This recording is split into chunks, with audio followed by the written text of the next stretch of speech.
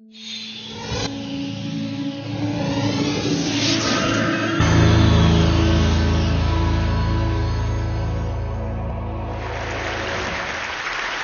me talk about India through the evolution of ideas.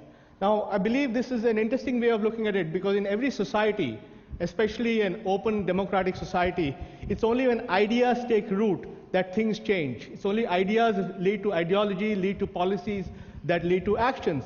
In 1930, this country went through a Great Depression, which led to all the ideas of the state and social security and all the other things that happened in Roosevelt's time. But in the 1980s, we had the Reagan Revolution, which led to deregulation. And today, after the global economic crisis, we have a whole new set of rules about how the state should intervene. So ideas change states. And I looked at India and said, really, there are 4 kinds of ideas which really make an impact on India. The first, to my mind, is what I call as the idea that have arrived. These ideas have brought together something which has made India happen the way it is today. The second set of ideas I call as ideas in progress. Those are ideas which have been accepted but not implemented yet. The third set of ideas are what I call as ideas that we argue about. Those are the ideas where we have a fight, an ideological battle about how to do things. And the fourth thing, which I believe is most important, is the ideas that we need to anticipate. Because when you're a developing country in the world where you can see the problems that other countries are having, you can actually anticipate what they did and do things very differently. Now, in India's case, I believe there are 6 ideas which are responsible for where it has come today. The first is really the notion of people. In the 60s and 70s, we thought of people as a burden. We thought of people as a liability. Today, we talk of people as an asset. We talk of people as human capital. And I believe this change in the mindset of looking at people from something as a burden to human capital has been one of the fundamental changes in the Indian mindset. And this change in thing of human capital is linked to the fact that India is going through a demographic dividend. As healthcare improves, as infant mortality goes down, fertility rates start dropping, and India is experiencing that. And India is going to have a lot of young people with a demographic dividend for the next 30 years. And what is unique about this demographic dividend is that India will be the only country in the world to have this demographic dividend. In other words, it will be the only young country in an aging world. And this is very important. At the same time, if you peel away the demographic dividend in India, there are actually 2 demographic curves. One is in the south and the west of India, which is already going to be fully expensed by 2015, because in that part of the country, the fertility rate is almost equal to that of a West European country. And then there's the whole northern India, which is going to be the bulk of the future demographic dividend. But a demographic dividend is only as good as the investment in your human capital.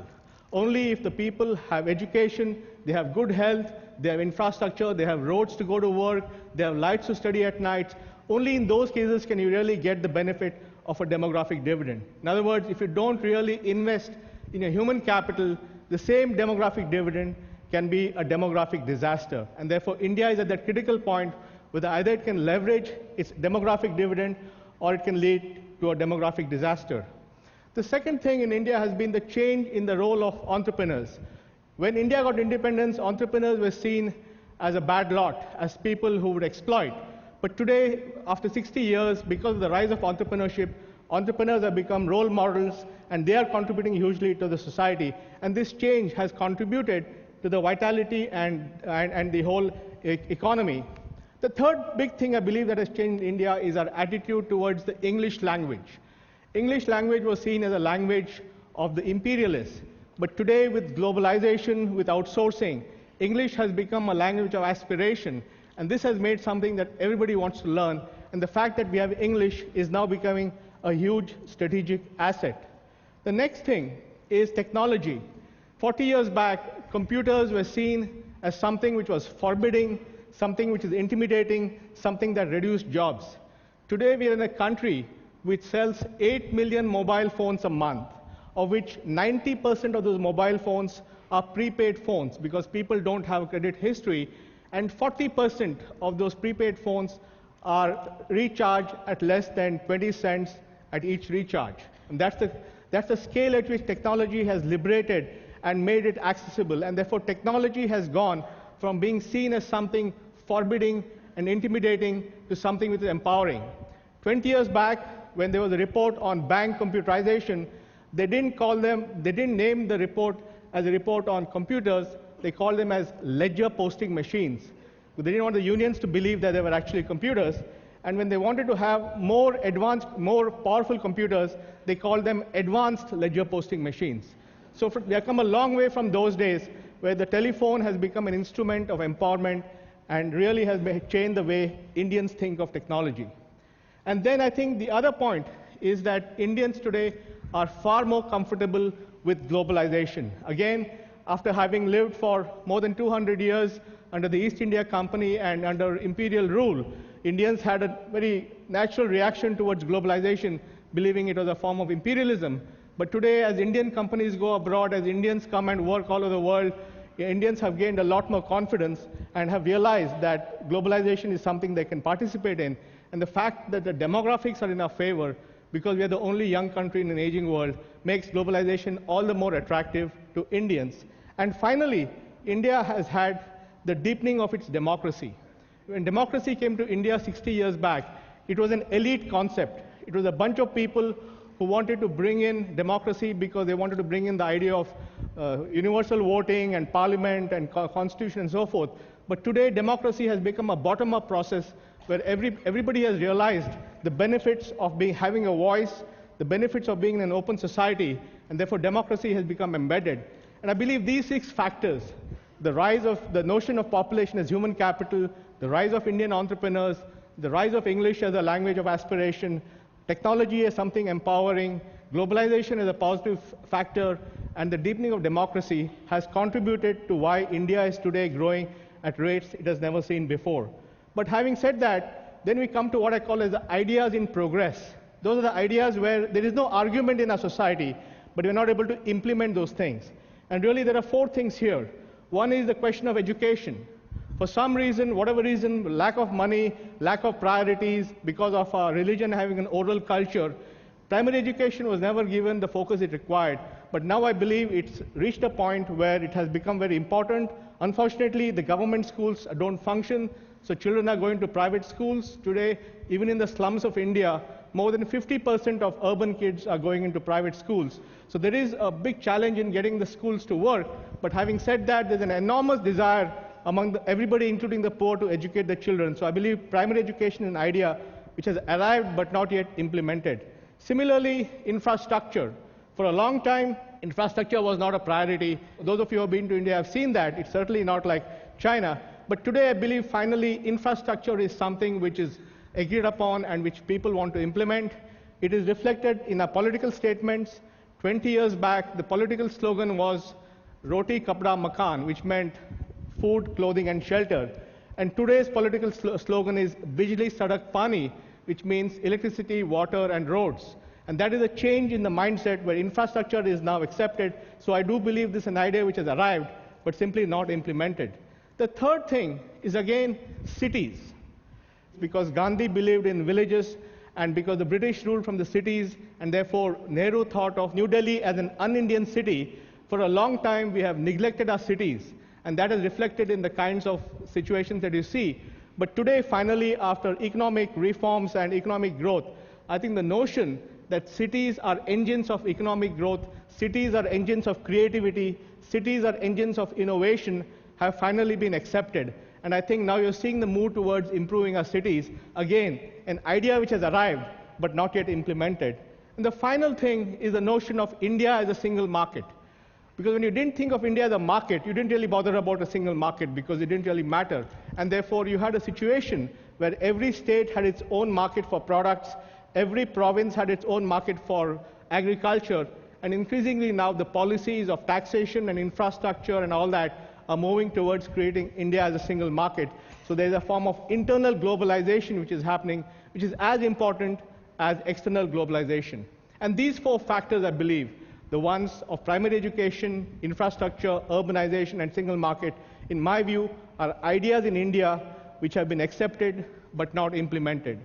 And then we have what I believe are the ideas in conflict, the ideas that we argue about. And these are the arguments we have which cause gridlock. And what are those ideas? One is, I think, our ideological issues.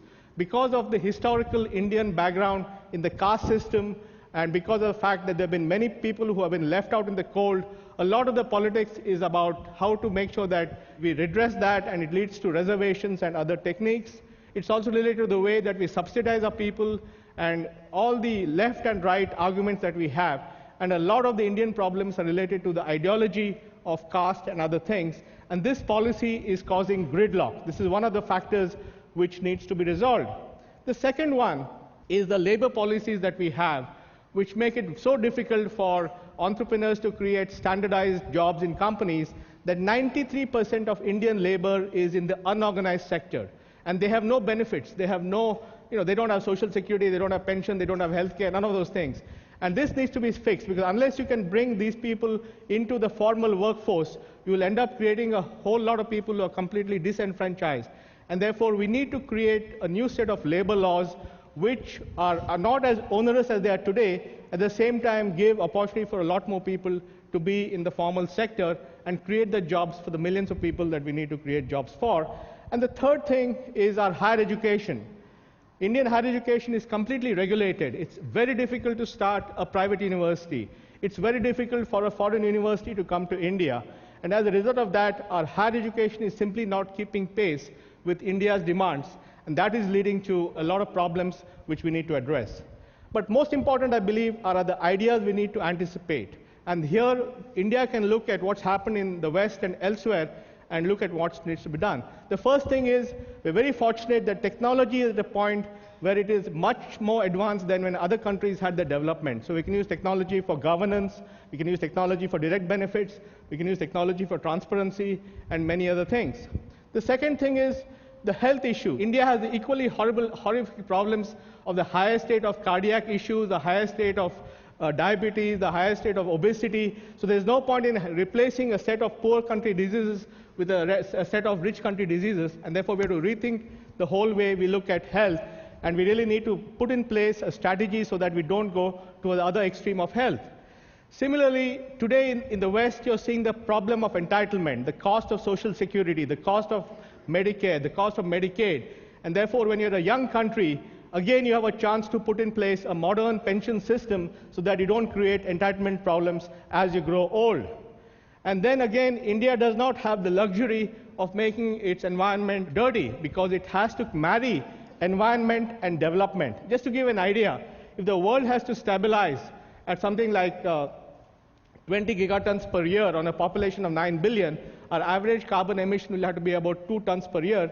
India is already at 2 tons per year, but if India grows at something like 8%, income per year per person will go to 16 times at 2050. So we're saying income growing at 16 times and no growth in carbon, and therefore we have to fundamentally rethink the way we look at the environment, the way we look at energy, the way we create whole new paradigms of development. Now, why does this matter to you? Why does what's happening 10,000 miles away matter to all of you?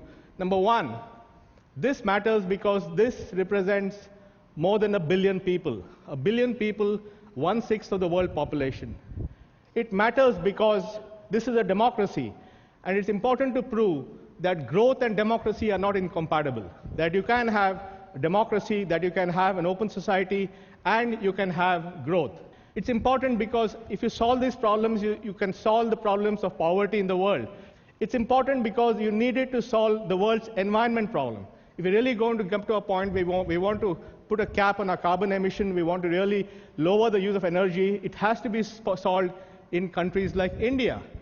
If you look at the development in the West over 200 years, the average growth may have been about 2%. Here we're talking about countries growing at 8 to 9%, and that makes a huge difference. When India was growing at about 3.5%, and the population was growing at 2%, its per capita income was doubling every 45 years. When the economic growth goes to 8% and population growth drops to 1.5%, then per capita income is doubling every 9 years. In other words, you're certainly fast-forwarding this whole process of 1 billion people going to prosperity, and you must have a clear strategy which is important for India and important for the world. And that's why I think all of you should be equally concerned with it as I am. Thank you very much.